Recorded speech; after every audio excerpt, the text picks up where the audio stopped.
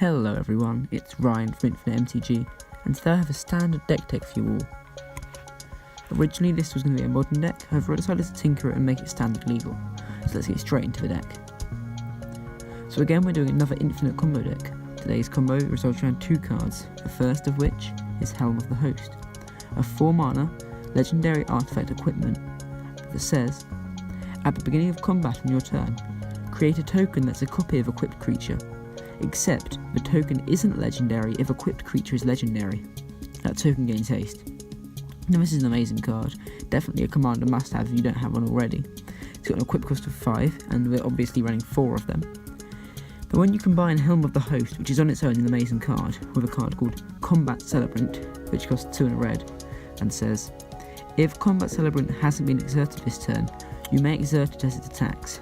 When you do, untap all other creatures you control, and after this phase, there is an additional combat phase, and it's a 4-1.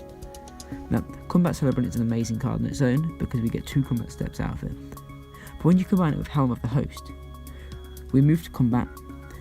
Combat Celebrant is equipped with Helm of the Host, which triggers Helm of the Host, creating a token that's a copy of Combat Celebrant. We swing with the token, and we exert the token. This gives us an additional combat phase. Now during the additional combat phase, Helm of the Host will trigger again, creating a new Combat Celebrant token. We exert the new token, and we get another combat phase, and we can do this infinite times to create infinite combat phases. And this is a standard legal combo, which I'm a massive fan of, so we're running 4 Combat Celebrants as well. Next up, let's talk about ways to find the combo. Now it's no good to have a combo in your deck if you're never going to get a chance to play it. So first up, we have got Glimmer of Genius. Glimmer of Genius costs 3 and a blue. It's an instant that says, scry 2, then draw 2 cards, you get 2 energy. Counters. Glimmer of Genius is an amazing card. We get to scry 2, then draw 2 cards, effectively letting us to look up to 4 cards in our deck. The gaining 2 energy is not the most amazing part, but it will be relevant with some cards in our deck. But the greatest thing is that it's an instant, so we can hold up mana for a counter spell, and then cast it during an opponent's end step. Next up we have Search for azcanta, which costs 1 and a blue. It's a legendary enchantment that says, at the beginning of your upkeep, look at the top card of your library. You may put it into your graveyard. Then, if you have 7 or more cards in your graveyard, you may transform Search for azcanta. Now Search for azcanta flips into Azcanta, the Sunken Ruin, which is a legendary land with tap and blue to your mana pool, or pay 2 blue and tap it to look at the top 4 cards of your library. You may reveal a non-creature, non-land card from among them and put it into your hand. Put the rest on the bottom of your library in any order. Now normally we wouldn't flip the search, but we get to look at the top, throw it away, whereas Azcanta the Sunken Ruin can only get the Helm of the Host. It can't get Combat Celebrant, but it says non-creature, so they're both an amazing card. However, I think Search for Azcanta is normally better.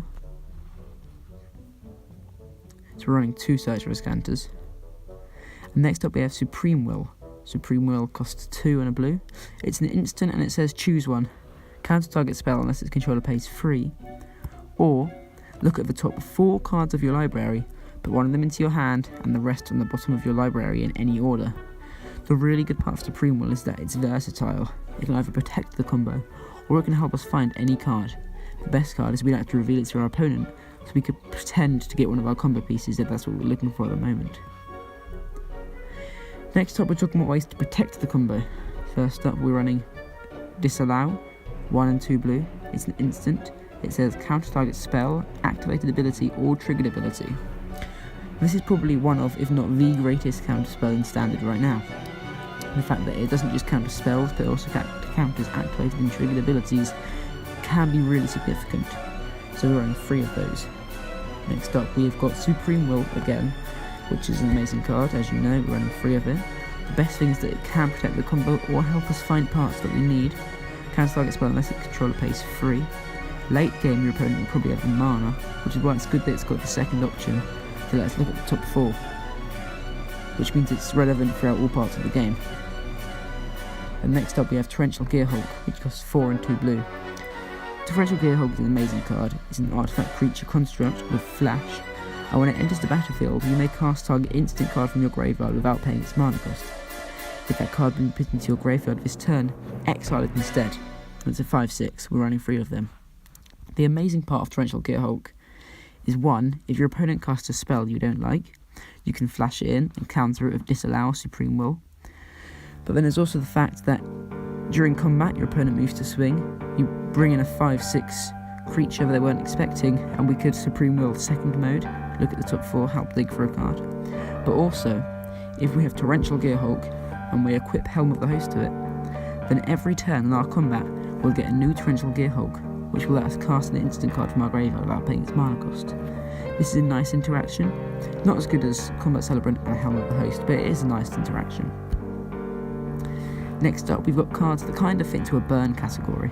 First up, we've got Harnessed Lightning, which costs 1 and a red. It's an instant that says, choose target creature. You get 3 energy counters, then you may pay any amount of energy. Harnessed Lightning deals that much damage to that creature. So at worst, Harnessed Lightning is a lightning bolt that can only target creatures, but at best it can deal a lot of damage, because as you've seen, Glimmer of Genius creates energy, and Glimmer of Genius is a really good card in the deck. So Harnessed Lightning is an amazing card in this deck. Next up, we have Candra, Torch of Defiance. Costs 2 generic and 2 red. She's a Planeswalker Candra that says, +1, exile the top card of your library, you may cast that card. If you don't, Candra deals 2 damage to each opponent. +1, and 2 red to your mana pool. -3, Candra deals 4 damage to target creature. And then -7, you get an emblem with, whenever you cast a spell, this emblem deals 5 damage to target creature or player. Now Candra is amazing for 2 reasons. 1, her first +1 can help us dig for a card we really need by exiling the top, and if we don't want it, we can just let it go away and we can deal 2 damage to our opponent. Now another way that she's really good is that Helm of the Host has an equip cost of 5 and a cast cost of 4, which means it's really hard to cast and equip in the same turn, but Candra could make that more possible, or she could help us equip it the turn after. Dealing 4 damage to a creature isn't bad either, that can kill something that's threatening us. And her emblem we'll rarely ever use, but it can be really good. So we're running 2 Candras. And next up we've got Saheeli. She costs 1, a blue and a red. She's a Planeswalker Saheeli. Her +1 says scry 1. Saheeli deals 1 damage to each opponent. Her -2 creates a token that's a copy of target artifact or creature you control, except it's an artifact in addition to its other types. The token gains haste, exile it at the beginning of the next end step. And the -7 says, search your library for up to 3 artifact cards with different names, put them onto the battlefield, then shuffle your library. Her best ability for our deck is her +1, which lets us scry 1 and deals 1 damage to each opponent. The most important part of this is that it's a scry 1. We can look at the top, if we don't like it, put it on the bottom, which is really good. And dealing 1 damage isn't bad either. Her -2 would be rarely relevant in the deck. Maybe creating a token that's a copy of Combat Celebrant would be good for getting extra damage, but not normally something we'd want to do in the deck. But the -7, if we can't find our Helm of the Host, our -7 can help find it and put it onto the battlefield. Hopefully you won't have to do that, because the scrying should be enough, but if we need to, we can. Now next up we've got Karn. I've put him in his own category because he's that good. Karn costs 4 generic mana. He's a legendary Planeswalker. Karn. His +1 says, reveal the top 2 cards of your library. An opponent chooses one of them, put that card into your hand, and exile the other with a silver counter on it. His -1 says, put a card you own with a silver counter on it from exile into your hand, and his -2 creates a 0/0 colourless construct artifact creature token with, this creature gets +1/+1 for each artifact you control. Now we're mainly playing him for his +1 and -1, which can really help us dig through the deck to find the cards we need. His -2 isn't terrible. We can create blockers if we really need to, and also they can be pretty big if we get multiple of them, or if we've got a Helm on the field. He's not the best card. He's really, really good. This deck doesn't utilise him to his full potential, but we can help get cards we need really quick, which is really good. Next up, we've got the land base. So we're running 7 islands, 5 mountains, 4 aether hubs, again more energy, 4 spirebluff canals, and 4 sulfur pools. Spirebluff canal says it enters the battlefield tapped unless you control 2 or fewer other lands, and sulfur pools enters tapped unless you control an island or a mountain. Next up, let's talk about the sideboard. So first up we've got Magnum Spray, which we've got 2 of. It costs a single red and it deals 2 damage to target creature. If that creature would die this turn, exile it instead. Not the best card in the world, but it's a fine card. 2 damage for 1's not great, not quite lightning bolt, but it can be good. Also, that it exiles a creature could be relevant if your opponent's playing lots of recursion and reanimation. And we've got a braid. A braid costs 1 and a red. It's an instant and it says choose 1. A braid deals 3 damage to target creature or destroy target artifact. Again, like Supreme Will, a braid is really good because it's versatile. We've got options. If your opponent has no artifacts, we can just bolt one of their creatures. If they've got no creatures, we can just draw one of their artifacts. Really, really strong card. Next up we have Negate. Costs 1 in the blue. It's an instant and it says counter target non-creature spell. We're running 3 of those in the board. The good thing about Negate is that if your opponent's going to try and destroy your creatures or destroy your Helm of the Host, it can stop that. It can't get rid of your opponent's big creatures, but it can stop them from destroying your creatures, which is a really, really nice effect. Next up we've got Sweltering Sun. Sweltering Sun costs 1 red. It deals 3 damage to each creature and it has cycling for free. We're running 4 Sweltering Suns.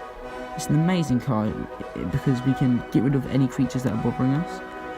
Although Combat Celebrant has a toughness of 1, it'd be really good to Sweltering Suns, turn afterwards, Combat Celebrant. So Sweltering Suns is really good if your opponent's playing loads of tokens. The sapling deck seems to be quite popular, so this will get rid of all their saplings.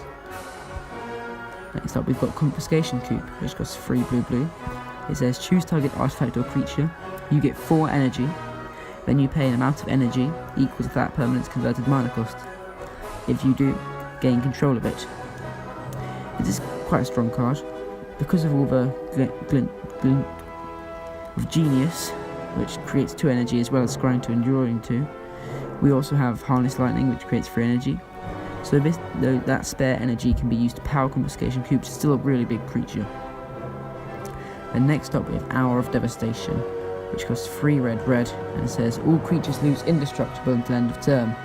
Hour of Devastation deals 5 damage to each creature and each non-bolus planeswalker. Hour of Devastation is really good at just destroying anything. Any gods your opponent have that's annoying you, get rid of them. It's an amazing card and worth sitting in the sideboard. We are running 2 of them. So this has been Standard Helm. Hope you enjoyed this video. If you did, please like, subscribe and comment down below what you think we could add to the deck or how you would edit the deck. Thank you all for watching and goodbye.